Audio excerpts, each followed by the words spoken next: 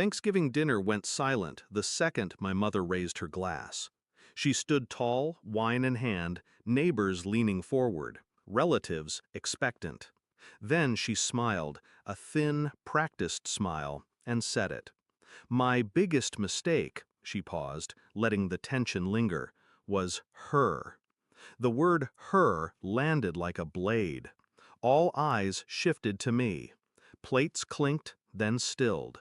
No one moved. No one spoke. I rose slowly, my own glass steady in my hand. You just lost your last ally, I said. My voice cut sharper than hers ever could, and then I walked out. It wasn't the first time she'd tried to humiliate me, but it was the last time I let her. I was raised in her shadow, the daughter she never wanted but refused to let go of, because controlling me gave her power. She controlled through whispers, through public humiliation disguised as jokes. At birthdays, she'd mock my failures. At graduations, she'd remind people how difficult I was. Every achievement I earned, she bent into a reflection of herself. She gets that stubbornness from me. And I, foolishly, kept giving her chances, kept hoping one day she'd look at me and see more than a weapon to sharpen her image. That Thanksgiving, I stopped hoping. The betrayal wasn't sudden, it was a slow erosion. I noticed it when she began inviting neighbors to our family events, not for companionship, but for audience. She needed witnesses to her performance, and I was always the punchline. She never attacked my brother, never my father, only me. Why? Because I was the one who wouldn't bend, the one who saw through her act, and when she realized she couldn't control me, she tried to destroy me. I didn't scream that night. I didn't break plates or throw back accusations. That's what she wanted, a scene to feed on, something to twist into more stories about how unstable I was. Instead, I planned. Silence became my weapon. Step 1, I pulled away quietly. Phone calls answered, visits skipped. Not dramatic, just absence.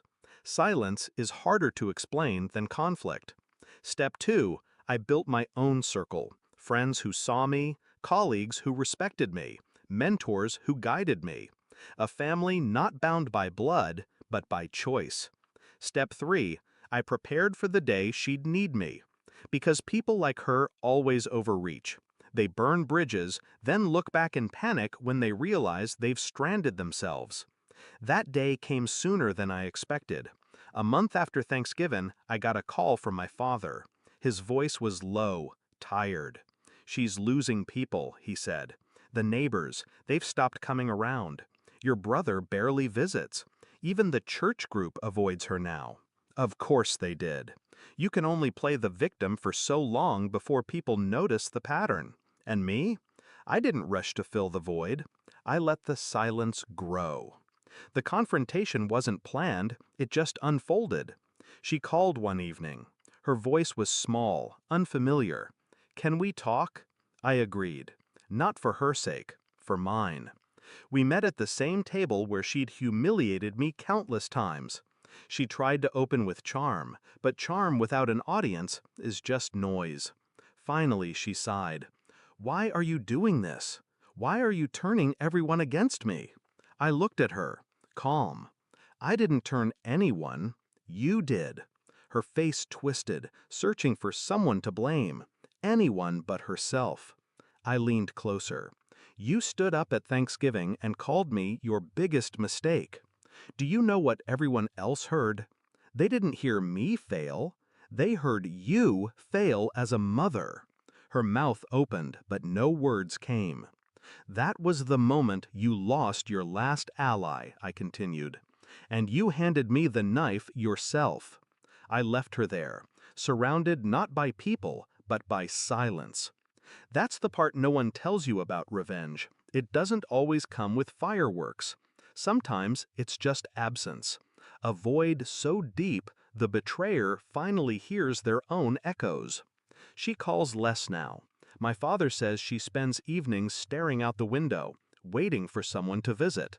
But no one does. Because power built on humiliation crumbles the second the audience walks away. Do I feel guilt? No. For years, I wanted her approval. I bent myself into shapes trying to fit her shadow. That night at Thanksgiving, she showed me the truth. She never wanted a daughter. She wanted a mirror. And when I refused to be her reflection, she declared me her mistake. So I gave her what she made me: silence, absence, isolation.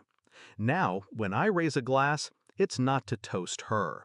It's to remind myself that survival isn't about winning her love. It's about walking away and letting her choke on the silence she created.